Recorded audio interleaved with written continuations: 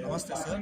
ನನ್ನ ಹೆಸರು ಮಹಾದೇವ್ ಒಡೆಯರ್ ಅಂತ ಹೇಳ್ಬಿಟ್ಟು ನಾನು ಕಲಿತಾ ಇರೋ ತೋಟಗಾರಿಕೆ ಮಹಾವಿದ್ಯಾಲಯ ಅರಬಾವಿ ಅಂದ್ರೆ ಕಿತ್ತೂರಾಣಿ ಚೆನ್ನಮ್ಮ ತೋಟಗಾರಿಕೆ ಮಹಾವಿದ್ಯಾಲಯ ಅರಬಾವಿ.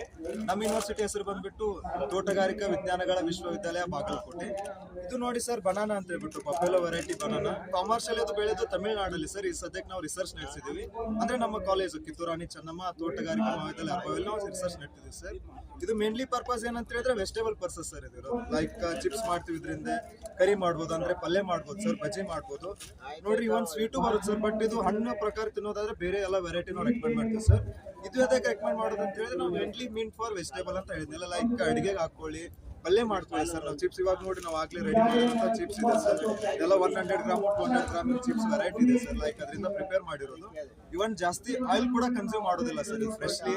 ಅಂಡ್ ಇವನ್ ಸ್ವಲ್ಪ ಪೇಷಂಟ್ ಯಾರಾದ್ರೂ ಇದ್ರೆ ಲೈಕ್ ಬನಾನಾ ಸೇರ್ತಾ ಇರೋದಿಲ್ಲ, ಲೈಕ್ ಪಲ್ಯ ಮುಖಾಂತರ ಮಾಡಬಹುದು ಸರ್. ಅವ್ರಿಗೆ ಚಿಪ್ಸ್ ಅಲ್ಲಿ ಕೊಡ್ಬೋದು. ಎಷ್ಟೋ ಜನ ಲೈಕ್ ಊಟದಲ್ಲಿ ಸೇರ್ತಾನೆ ಇರೋದಿಲ್ಲ, ಅವ್ರಿಗೆಲ್ಲ ಸ್ನಾಕ್ಸ್ ಅಂತ ಹೇಳ್ಬಿಟ್ಟು ಚಿಪ್ಸ್ ರೆಕಮೆಂಡ್ ಮಾಡ್ಬೋದು. ಪಲ್ಯ ಇರುತ್ತೆ, ಇವನ್ ಬಜ್ಜಿ ಕೂಡ ಮಾಡ್ಬೋದು ಸರ್ ಇದರಲ್ಲಿ. ನೋಡಿ ಸರ್, ಇದರಿಂದ ಸೈಡ್ ಎಫೆಕ್ಟ್ ಅಂತ ಏನಿಲ್ಲ. ಲೈಕ್ ಇವಾಗ ಜಂಕ್ ಫುಡ್ಸ್ ಅಂತ ಹೊರಗಡೆ ಇರ್ತವೆ, ಅದರಿಂದ ಸರ್ ಇಲ್ಲ ಸರ್ ಆಯಿಲಿ ಇರುತ್ತೆ, ನಮ್ ಜಂಕ್ ಫುಡ್ ಎಲ್ಲ ಸೇರೋದಿಲ್ಲ ಅಂತ ಹೇಳ್ತಿರ್ತಾರೆ. ಸೊ ಇಂಥವೆಲ್ಲ ನಾವು ರೆಕಮೆಂಡ್ ಮಾಡ್ಬೋದು ಸರ್. ಇವನ್ ಎಲ್ಲೇ ಎಷ್ಟೋ ಕಡೆ ನೋಡ್ರಿ ಆಚೆ ಫುಟ್ಪಾತ್ ಅಲ್ಲಿ ಎಲ್ಲೋ ಮಾಡ್ತಿರ್ತಾರೆ ಜಂಕ್ ಫುಡ್ ಅಂತ.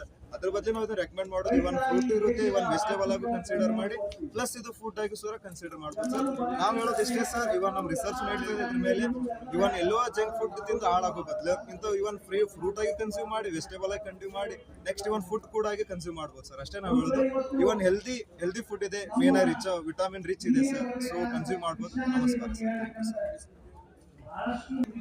ನೋಡಿ ಸರ್, ಮತ್ತೆ ಅದು ಮಿನಿಮಮ್ 9 ರಿಂದ 10 ತಿಂಗಳಿಗೆ ಹಾರ್ವೆಸ್ಟಿಂಗ್ ಬರುತ್ತೆ.